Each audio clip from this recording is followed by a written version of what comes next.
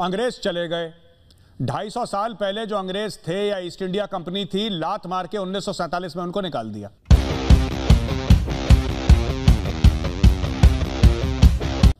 तो अंग्रेजों को छोड़ दीजिए सर, इंडियन मिलिट्री के पास कितनी जमीन है वो भी छोड़ दीजिए।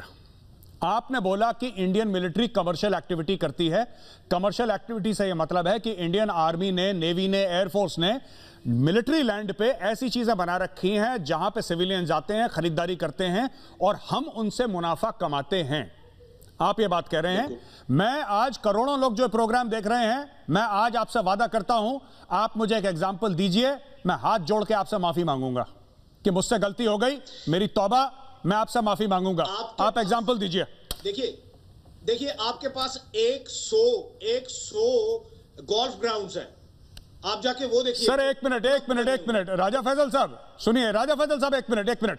डायरेक्टर साहब आप मुझे स्क्रीन पर रखिए, ये इमरान खान की फालतू इमेजेस पीछे मत दिखाइए। मेरी बात राजा फैजल से हो रही है।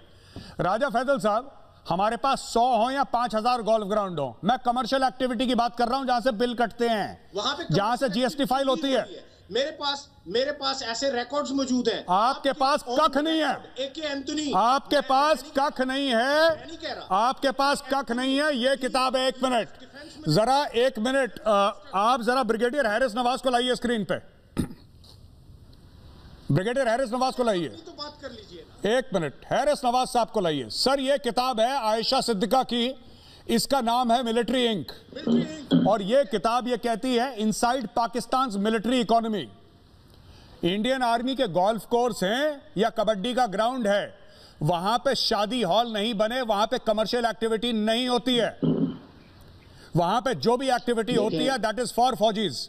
अब मैं आपसे एक बात पूछना चाहता हूं जनरल ब्रिगेडियर साहब, ये आप चीफ जस्टिस गुलजार अहमद के स्टेटमेंट पे आप जरा जवाब दीजिए। चीफ जस्टिस गुलजार अहमद ने आपके जनरल साहब को, जो कि आपके डिफेंस सेक्रेटरी हैं, रिटायर्ड जनरल साहब हैं, मियां मोहम्मद हिलाल हुसैन, काफी लंबा चौड़ा नाम है इनका, उनको वहां पे बुलाया और भरी कोर्ट में टाइट करा कि आपको देश की, मुल्क की दिफा के लिए हमने जमीन दी थी, आपने शादियों के हॉल बनाए, आपने सिनेमा हॉल बनाए। मैं फिर कह रहा हूं, सिनेमा हॉल हमारे पास भी है, इंडियन आर्मी में भी सिनेमा हॉल है, लेकिन वहां पे फौजी टिकट नहीं बेचते सिविलियंस को कि आओ देख लो एयर कंडीशन हॉल में। अब आप बताइए सर क्या बात है।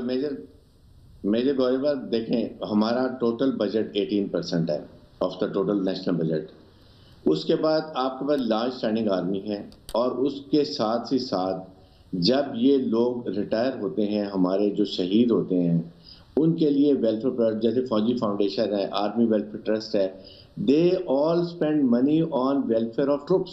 ये चीफ जस्टिस ऑफ पाकिस्तान को नहीं पता, भी जवाब मिल जाएगा। उसके साथ जितने वेलफेयर प्रोजेक्ट्स होते हैं वो इसलिए इस्तेमाल किए जाते हैं कि शहीद हमारे कितने होते हैं, उनको लेस बेनिफिट्स मिलते हैं, तो मोरल ऑफ ट्रूप्स के लिए रिटायर्ड सूबेदार, सिपाही, हवलदार, उनके वो हमारे CMI चीज जो हैं वो नहीं उसको कोप कर सकते, तो हमने फौजी फाउंडेशन हॉस्पिटल्स हैं, आर्मी वेलफेयर ट्रस्ट हॉस्पिटल्स हैं, ये उनके लिए पैसा खर्च होता है। और उसके बाद हमारे कितने शहीद हुए हैं ये लड़ाई में, आपको पता है क्या, जो आप लोगों ने हमारे पर थोपी हुई है, जो आप हमारे साथ दहशतगर्दी करते हैं, कितना नुकसान होता है उसके अंदर, उनका कौन जिम्मेदार है?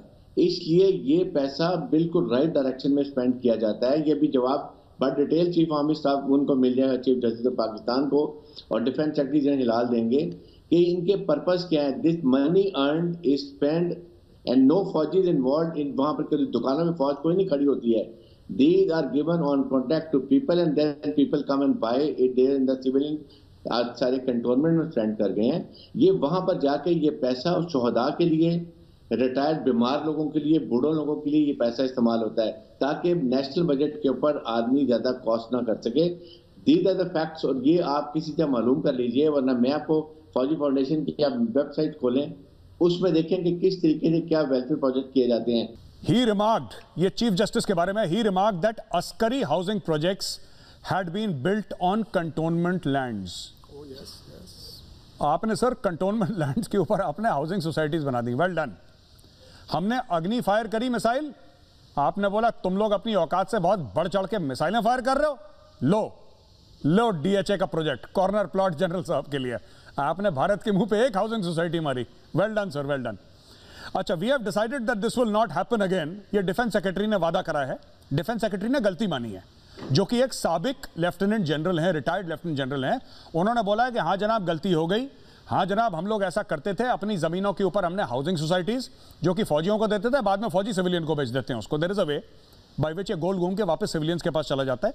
अच्छा राजा फैसल साहब एक बात बताइए ना, इसमें एक और बड़ी अच्छी चीज़ है, colonels and majors live like kings, ये आपके चीफ जस्टिस कहते हैं।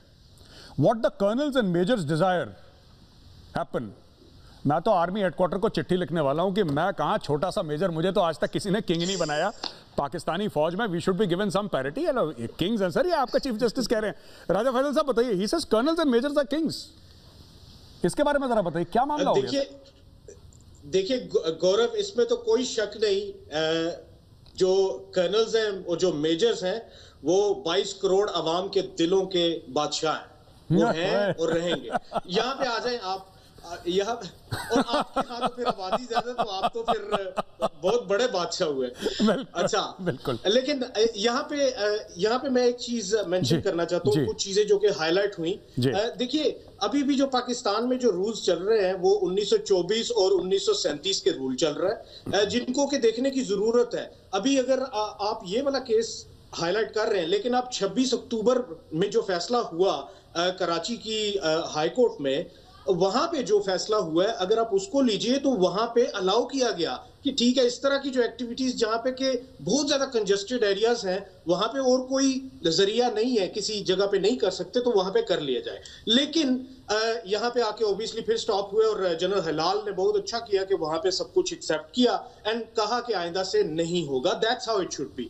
लेकिन यहाँ मैं एक बात करना जरूरी समझता हूं कि बल्कि मैं आपको भी ये बताना चाहता हूं कि मोदी जी एक नई पॉलिसी जो कि लैंड पॉलिसी है, डिफेंस लैंड पॉलिसी, उस पे साइन कर चुके हैं, जो कि आपके यहाँ भी आने वाली है, जिसमें कि आप ओपनली कमर्शियल एक्टिविटीज को अलाउ कर देंगे वहां पे। लेकिन अगर देखा जाए तो आप अगर अपनी CAG जाके देखें, जो कि ऑडिटर्स रिपोर्ट है, ऑडिटर जनरल रिपोर्ट है, अगर आप उसमें देखें तो आपको वहां पे भी उनकी रिजर्वेशंस नजर आएंगी, जिसमें कि लिखा होगा कि army is involved in commercial activities on defence land. ये वहां पे आपको मिलेगा, मैं आपको दिखा दूंगा। सर एक मिनट, अच्छा ठीक है राजा फैसल साहब, ये सारी जो चीजें, राजा फैसल साहब आपने बोल लिया, अब मैं आपको एक चीज बताता हूं, बिल्कुल ठीक बात है आपकी बात गलत नहीं है।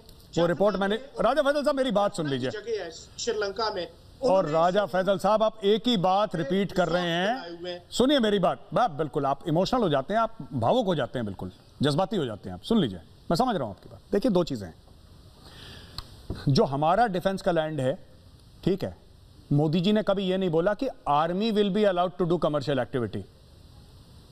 अगर कल वो डिफेंस लैंड डिफेंस से अलग हो जाता है, आप दिल्ली में देख लीजिए धौला कुआं, मैं आपको एक बात बताता हूं, दिल्ली में धौला कुआं में बहुत बड़ा जबरदस्त कंटोनमेंट है, ठीक है साहब। जब इंडियन आर्मी को, नेवी को और एयरफोर्स को, क्योंकि वहां पे तीनों का है घर वहां पे, जब ये मिला था ना, यहां पे रात को CR बोलते थे, यहां पे रात को CR बोलते थे सर, यहां पे कोई जाने को खुश नहीं था। वो इंडियन आर्मी ने, नेवी ने, एयरफोर्स ने मिलके उसको एक इतनी शानदार चीज बना दी कि अब बाकी लोगों की आंखों में वो कंटोनमेंट खटकने लगी। आप कहीं पर भी देखिए, फौज को डाल दीजिए, फौज कर लेती है, फौज कर लेती है अपने डिसिप्लिन की वजह से, मेहनत की वजह से, ठीक है। लेकिन एक ये फर्क है सर, अनफॉर्चुनेटली जनरल साहब हमारे सीनियर तो हैं ही, हमारे बुजुर्ग भी हैं, हमारे बड़े भी हैं, मैं जनरल साहब के पास जाऊंगा, जनरल GD बख्शी साहब, यहां पे उल्टा हो रहा है सर, इंडिया में डिफेंस लैंड पे लोग इंक्रोच कर रहे हैं और पाकिस्तान में पाकिस्तानी फौज सिविलियंस के लैंड इंक्रोच कर रही है सर, ये बिल्कुल ही उल्टी कहानी चल रही है वहां पे। जनरल साहब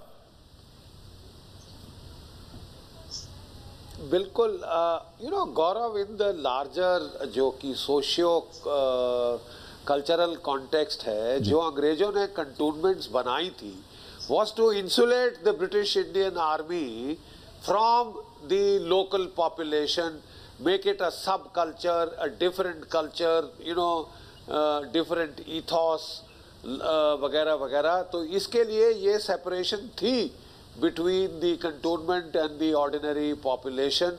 वो गेटेड कंटोनमेंट थी, बिल्कुल कम कांटेक्ट था, लीस्ट कांटेक्ट चाहते थे ताकि फ्रीडम स्ट्रगल से ना इन्फ्लुएंस हो वगैरह वगैरह।